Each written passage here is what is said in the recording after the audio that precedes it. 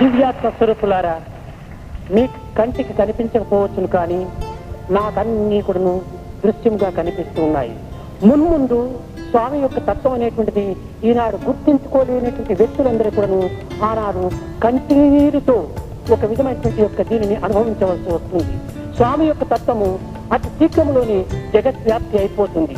దాని నిమిత్తమై స్వామి గట్టిగా దీనిని అరికట్టుకుని ఉన్నాడే కానీ ఒక్క తూరి దీన్ని విజృంభించినప్పుడు జగత్తంతా ఒక ప్రశాంతి నిలయంగా రూపొందుతుంది.